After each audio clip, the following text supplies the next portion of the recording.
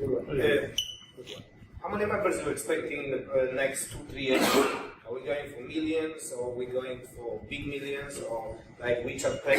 WeChat, we have more than 1 billion people, you know.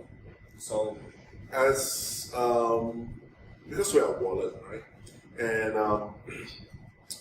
we want to actually get as many merchants and members as possible, so we can create a big ecosystem. Of course, it's millions, but to get to 1 million or millions, it's really not that hard because you guys are just simply so good, so amazing. I remember in March, okay, we had a very small number of users, right? And our calculation was based on the growth from January to February. And we calculated probably by May, we should have about 50,000 users or so, right? But before that, we've been getting mails from Canada, a lot from the States, from certain part of the world, that something is wrong, right?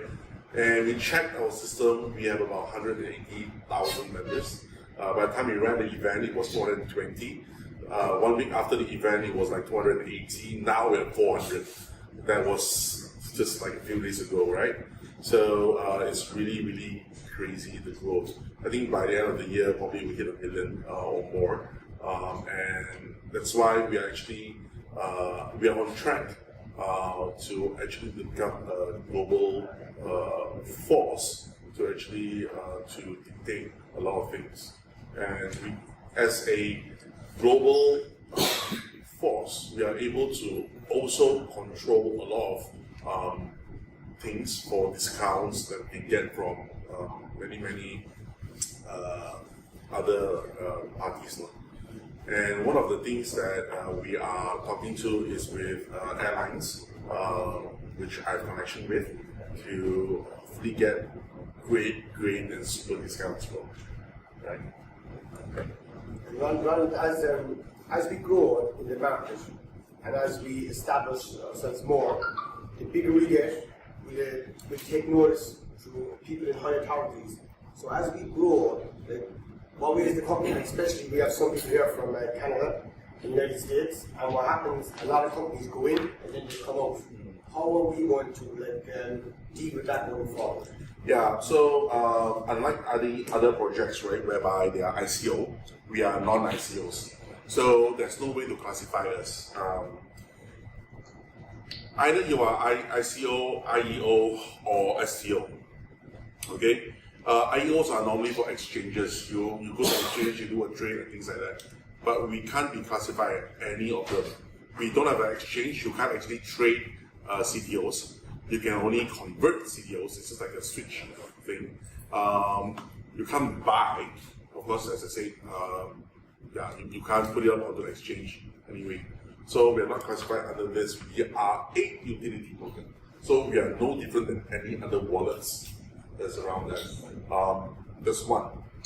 But we are following advice from our lawyers in Melbourne to reword a lot of things in the app itself to avoid problems that we're going to have in Canada or the States or many parts of the world, including India and China and many parts of the world. There are also certain things that we are doing in order to make ourselves in a better position to be labeled ourselves as a virtual bank. One of the things that we are doing is to get the ISO 27001 certification.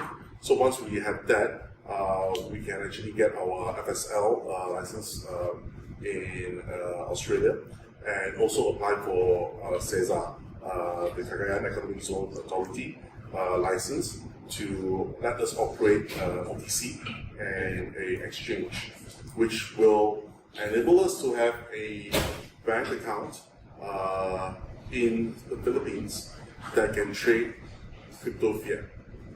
So that it's mostly done deal by probably end of this month. we should be able to get it. That's why the August event, the September event is a celebration. We'll let you know a lot more juicy details on what are things that we secure ourselves to be and where and all things that we have got. So yeah, we don't actually deal with currency. So we are not we're not in any problems with any central banks.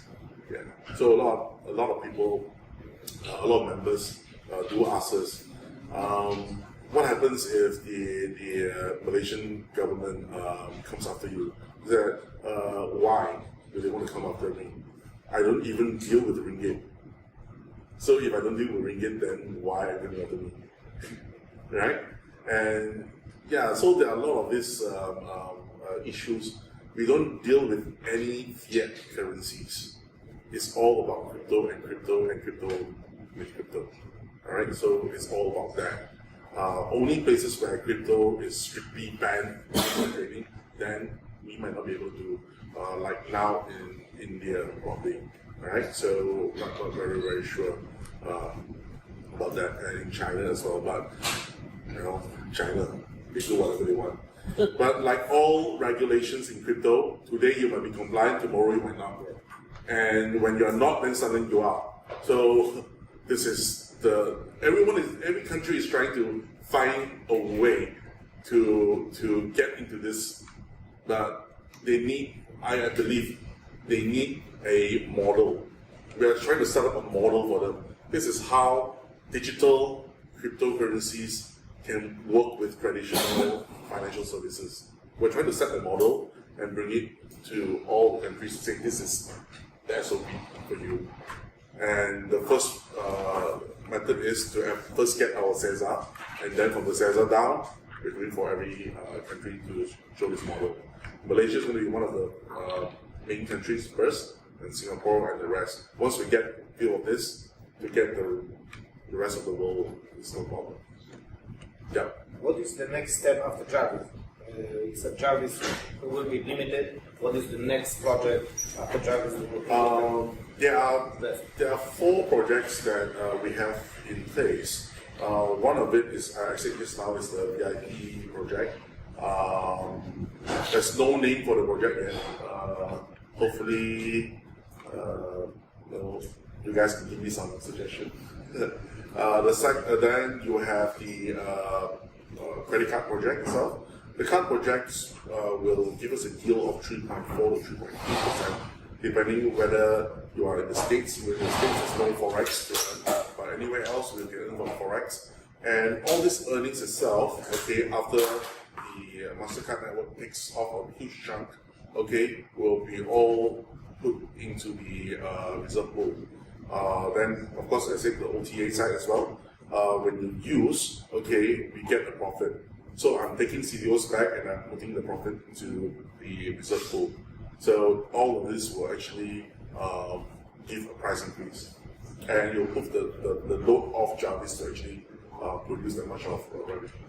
If Jarvis will be closed, what will be the next project that people can invest the money? There are there's one more which is going to be announced very soon. The official press release from that particular project will be released. You will be astonished. It's from a NASDAQ-based company, STO-based. It will be released in the press release. I think that they're working with us. Yeah. The next project, what kind of yield is that giving from at the moment? Okay, so for a bit about that project is, I cannot say for now. It is a mid-term project. It means that unlike Jarvis where you can just invest in and come out, this one is you need to hold for a couple of months. Yeah, so it's a bit mid-term. But the yield is good. The percentage also about 10% more or less? Or It'll be definitely more. more? Wow. Yeah. Is that considered staking?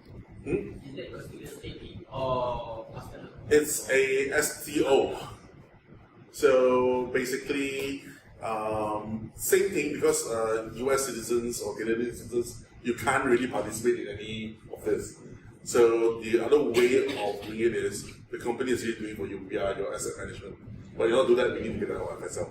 So that's why it cannot be announced now, but it can be announced later. Really, is it like 1 week, 1 month away? Hopefully before August.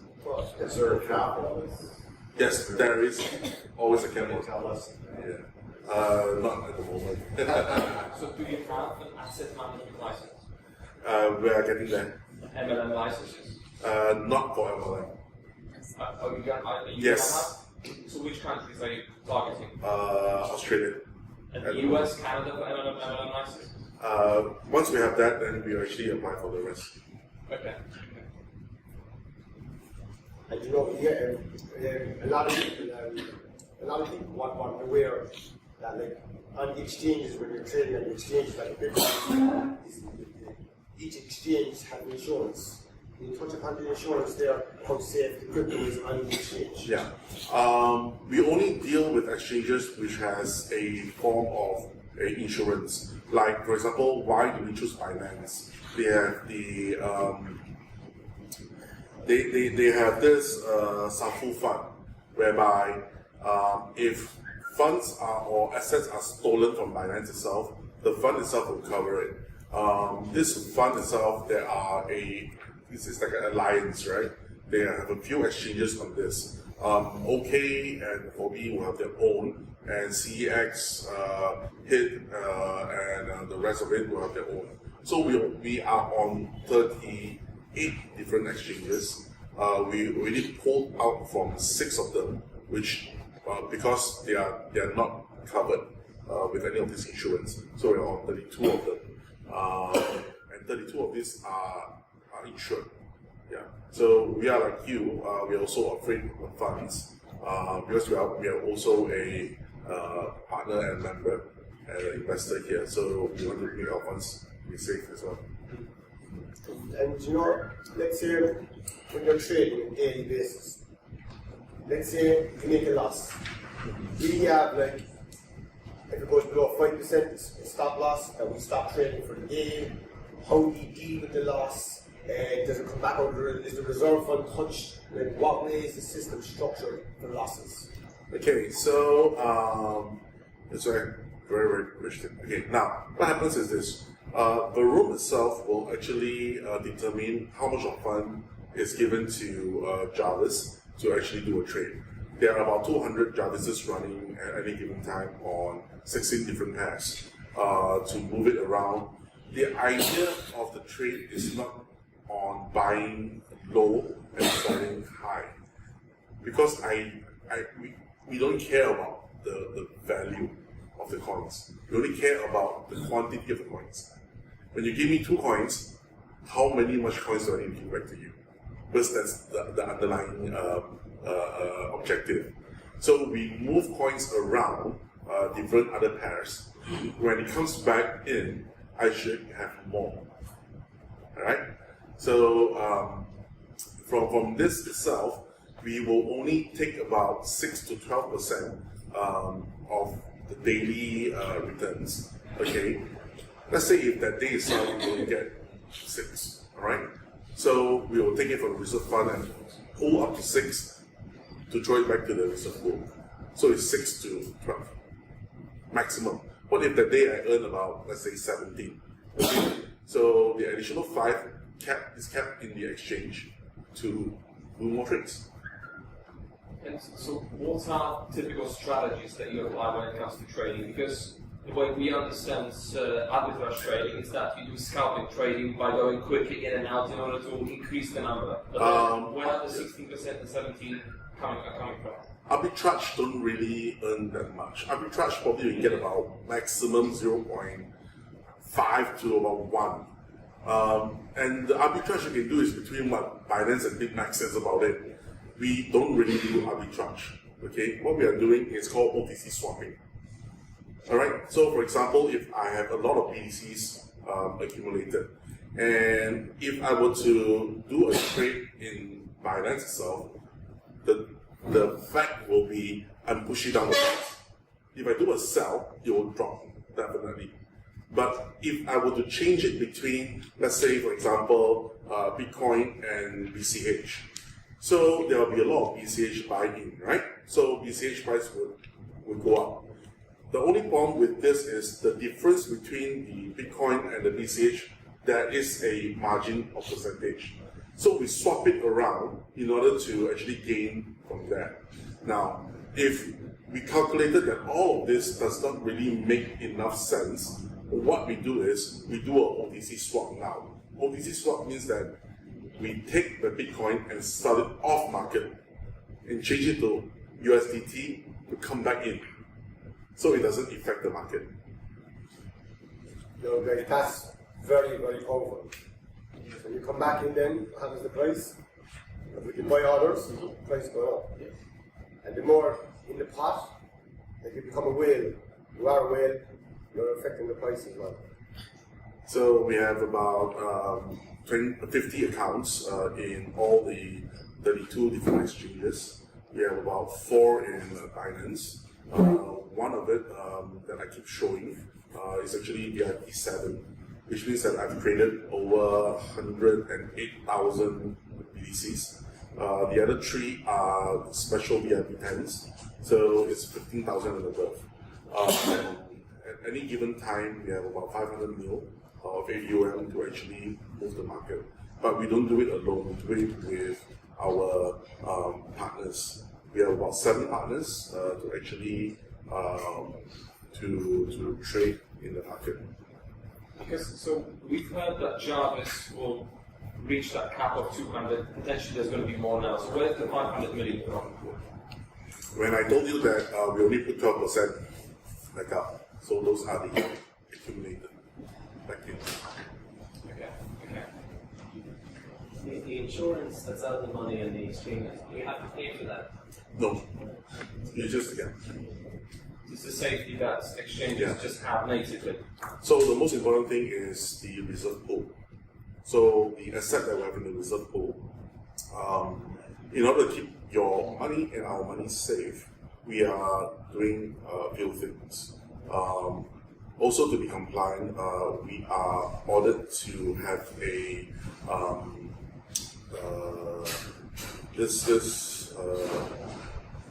escrow, okay, that is holding the keys. Okay, so basically we are also following the advice from our Melbourne lawyers. We are actually engaging Ledger to actually be the escrow for the funds. So they will be releasing monthly snapshots of how much funds there are in this reserve fund, so that you guys are sure that your funds are there. Are the keys ever changing in case someone wants you, for example, to try to... They are all with Ledger. Okay. I think the OTC thing is really big. Could you give us just even a simple example of how that works? For example, you sell it for this, you move it off the market. I wonder if the absorbance is a big factor. Okay, OTC is a off-market trading platform, right? So they call it over the counter. Basically, what happens is we take in any kind of currencies and we can move it to fiat and out again. So that is the bridge between the traditional investors from the traditional medium and the crypto medium. So we are the bridge, and we have a license to do it. So all we need to do is just to take a percentage from each side, and we have to pay tax, of course. So that is done and it's all settled.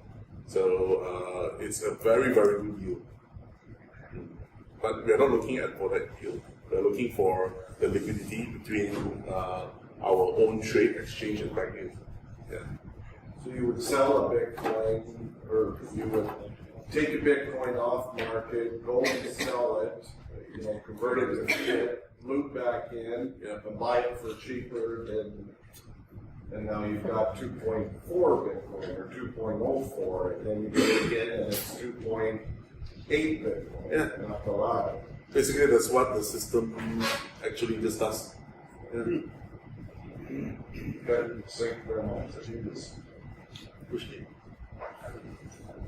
So real, makes a lot more sense. So you need a key. Okay. This is the key. Much better.